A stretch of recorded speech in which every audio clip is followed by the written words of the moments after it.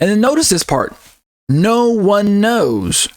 Based on what he told us about the abomination of desolation, we might have expected that the exact day and hour could be known. After all, notice this very carefully, what I'm about to show you. After all, Daniel set the day of Jesus' return as being exactly 1,290 days after the abomination of desolation in Daniel 12:11.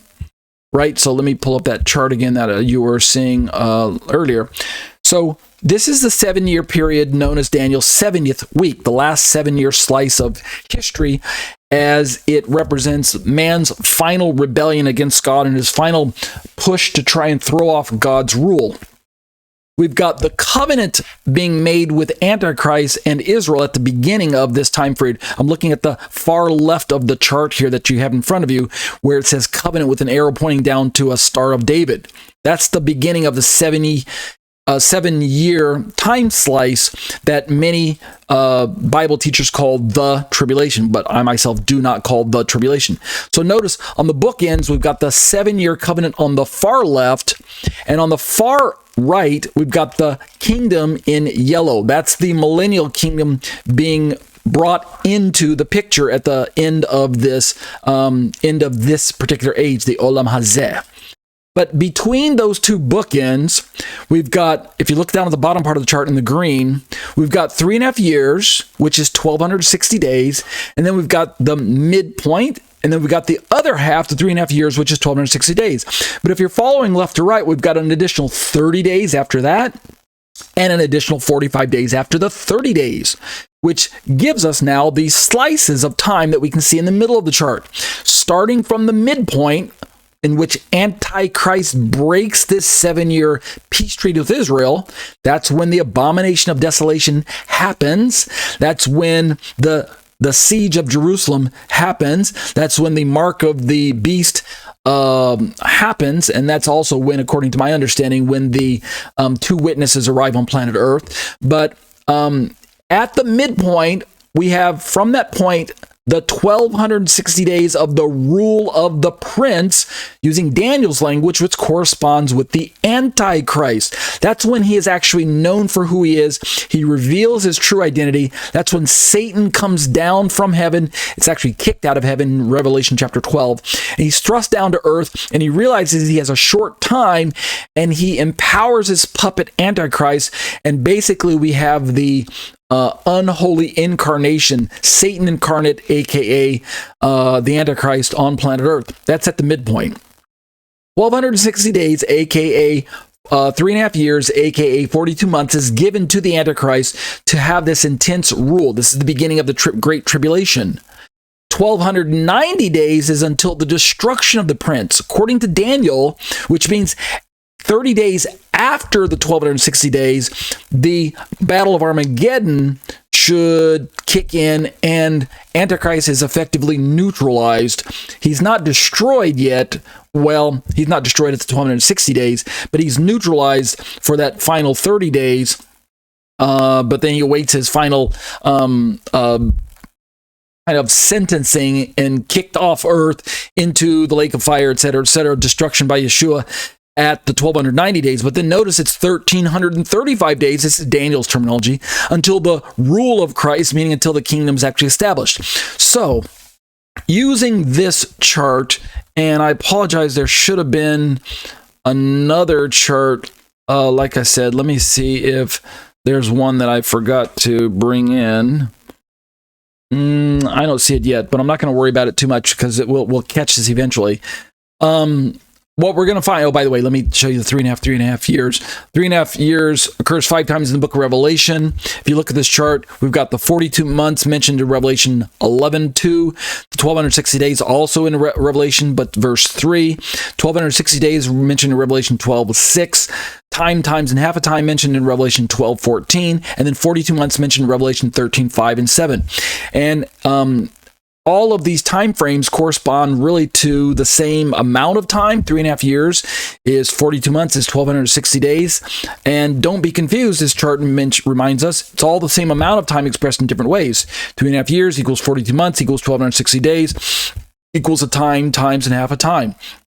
And all of them, if you carefully notice, starting with the 42 months at the top of the chart. Trample the holy city for 42 months. That's the second half, according to Revelation chapter 11.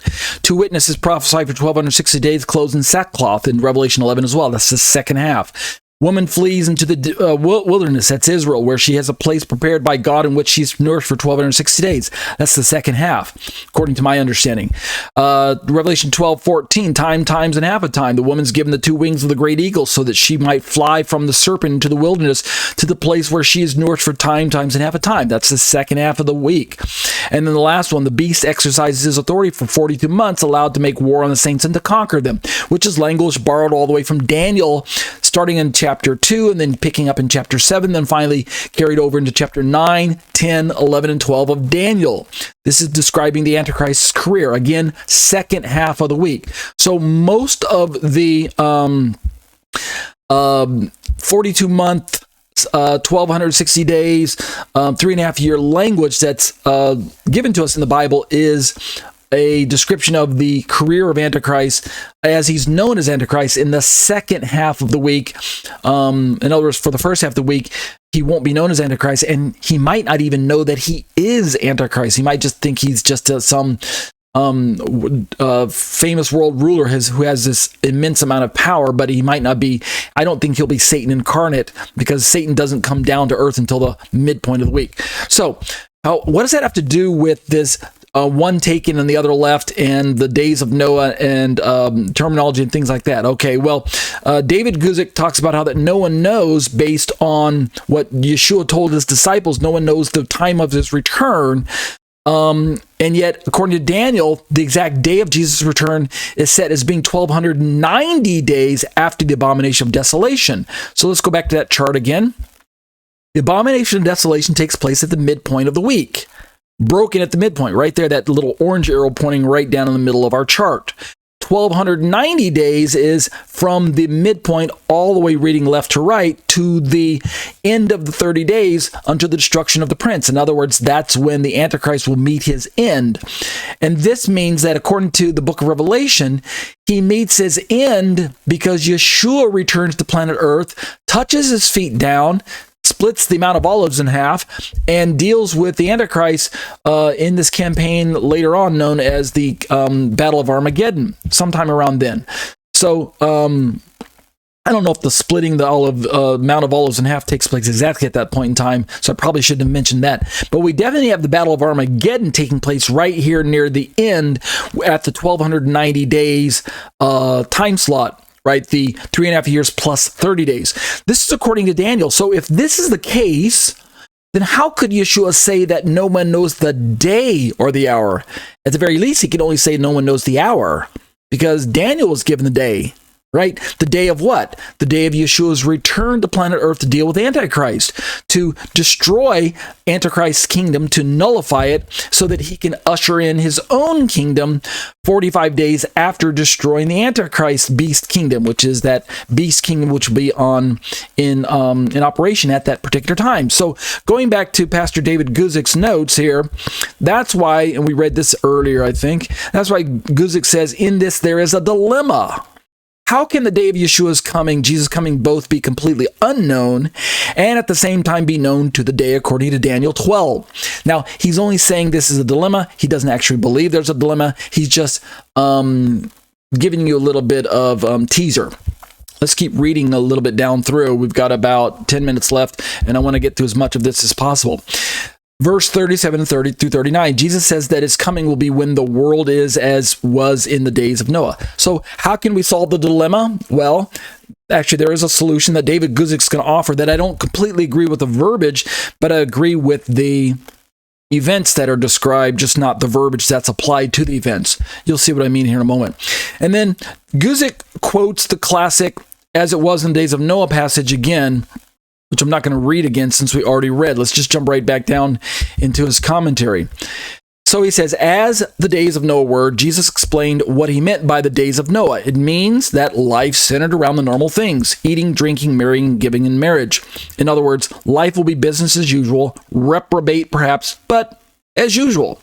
Notice again that eating, drinking, and marrying, given in marriage aren't wrong things, and God isn't necessarily judging humanity for doing those things. Rather, he's judging humanity because ultimately at this stage of the game, humanity has rejected the gospel, which at this point in time has gone forth around the world. Also, at this point in time, the witnesses will be on the scene, also preaching the good news. There will, which could be Elijah and Moses. We're not sure. Moses and Elijah. If we're talking about midpoint and later, there also will be the general sense that mankind has been given this choice of take the mark or resist. Take the mark and trust in the Antichrist, or don't take the mark and trust in God, one or the other.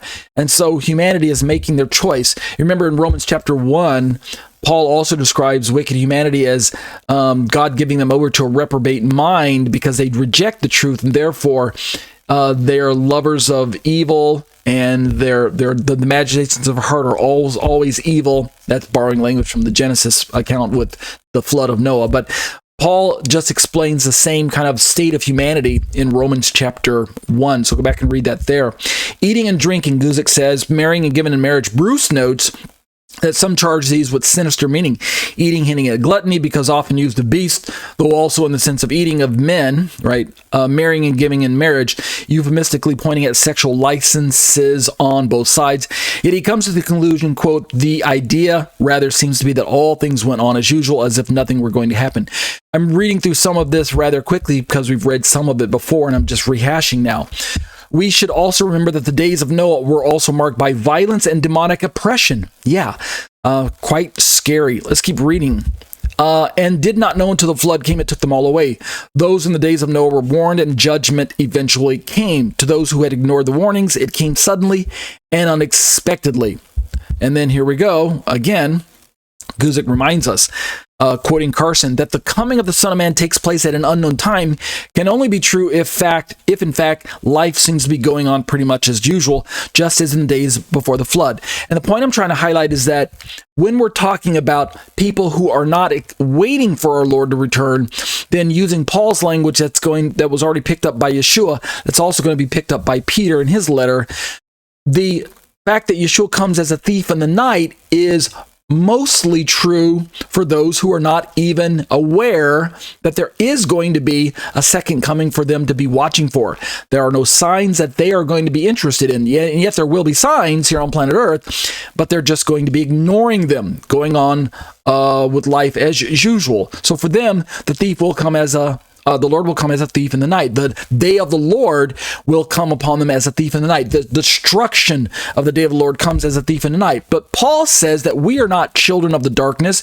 We are not children of the night, that day should overtake us as a thief in the night. We're going to read Thessalonians when we get to the rapture topics later on. I'm just kind of giving you some sneak previews.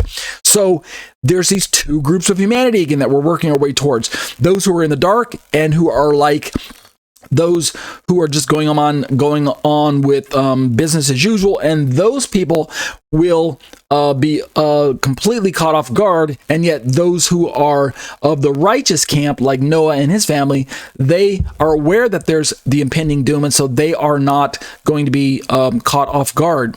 They might not know the day or the hour, but they certainly will know the season. And that's kind of where Yeshua is going with the whole analogies of the fig tree, and that that summer's near, and all these types of things. And so we have that quote again from Guzik that I mentioned earlier. In this, there's a dilemma. How can Jesus come to a business as usual world, and a world expecting the worst calamities ever seen on earth? Business as usual, right? And yet all hell will be breaking loose, especially with the tribulation raging on. Now let's keep reading. Like I said, I'm trying to work through part of this rather quickly because we've already read it before. Well, we've read some of this. Jesus cautions his disciples to be ready for an unexpected coming, starting in verse 40 through 44. And then we've got the verses about the two men in the field, one taken, one left. I don't want to read that because we already read it. Let's just jump down into the commentary. 2 men will be in the field, one will be taken, one will be left. Notice, now Guzik's going to share his perspective, I believe, of who is the taken and who's the left. Jesus here points to curious disappearances, to a catching away of some at the coming of the Son of Man. as also described in 1 Thessalonians 4:16 and 17. Taken in this verse is the same verb used in Matthew 1:20, 17:1, 18:16, and 20:17. You ready for this? It implies to take someone to be with you, and therefore here points to the salvation rather than the destruction of the one taken. That's a quote from France. So according to Guzik, quoting France, those who are taken are those who are taken in rescue, those who are taken in rapture, those who are taken in deliverance. And the ones who are left behind are those who are left in judgment. That's the view that France is offering, and that's the view I believe Guzik is also offering here. Let's keep reading. I don't want to tip my hand all the way just yet. Guzik continues, watch therefore, for you do not know what hour your Lord is coming. Since the day and hour of his coming are unknowable, Jesus' followers must be on constant guard for his coming. Here again is the second coming dilemma, right? Look at these bullet points. Bullet point number 1 of 3. Is it at an unexpected hour, or is it positively predicted? Look at that chart one more time. Is the second coming during the rapture, sometime earlier than the outside of the 7-year period, pre-tribulation, i.e., if this whole 7 years is the tribulation, does he come at the far extreme left of the screen, sometime before the covenant with Antichrist is signed? Therefore, it's completely unexpected and unknown. Is that what the second coming is? Or is it at the far right of this chart where the kingdom is being represented as being established by Jesus at the end of the 70 weeks of Daniel, at the end of the 1260 days, at the end of the 1290 days with the destruction of the Antichrist when he returns to defeat Antichrist? Is that when the second coming is? Because really, if it's at the far left, then it's unknowable. But if it's at the far right, then it's knowable down to the day. Are you seeing the dilemma there? Is it at an expected hour, or is it positively predicted? Bullet point number 2 of 3. Is it business as usual or worldwide cataclysm? Right? Remember, at this time, there will be all kinds of wars and rumors of wars and famines and plagues and disasters and earthquakes. And the tribulation will be raging on either for 3.5 years or 7 years, depending on which definition of tribulation you take. Antichrist will be on the scene. There'll be the mark of the beast. There'll be demonic activity. And yet, there's business as usual. Or is it worldwide cataclysm, right? Notice the contrasts that are going on that Guzik is highlighting for us. And the bullet point number 3 of 3 is the coming of Yeshua signaled with meeting him in the air, according to 1 Thessalonians 4:16 and 17. Or is he coming with the saints, according to Zechariah 14:15? And what we're going to find, and I'm now to the point where I may as well just start revealing some of the answers to the seeming ambiguity or dilemma that Guzik was describing.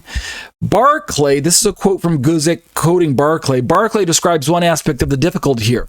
Quote, it is in 2 sections, speaking of the coming of Yeshua, it's in 2 sections, and they seem to contradict each other. The first verses of 32 to 35 of Matthew seem to indicate that as a man can tell by the signs of nature when summer is on the way, so he can tell by the signs of the world when the second coming is on the way.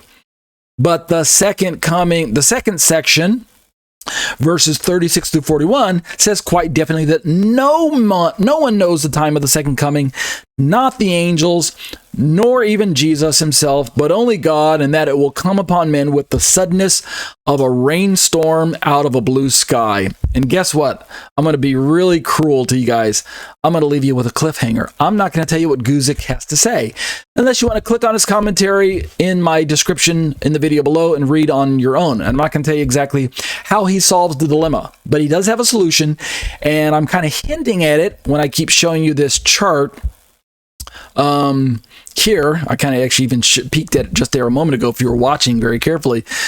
I'm hinting at it when I'm talking about the 2 sides of it, but I'm not going to tell you exactly what it is since I'm right at the 1 hour mark. We'll pick this up next week where we will turn headlong into this idea of Two men will be in the field. One will be taken, one will be left. Who's the taken, who's the left? How is it that Yeshua's return can be unknowable, right? No one knows the day of the hour. And yet, according to Daniel, the day is known, right? It's been given to us 1,290 days when Yeshua will return after the midpoint of the week, after the midpoint of the abomination of desolation, etc., etc. How can we resolve these seeming contradictions, business as usual, and yet at the same time all hell is breaking loose? We'll pick that up again next week, but that'll do it for Eschatology, a biblical study of end time events.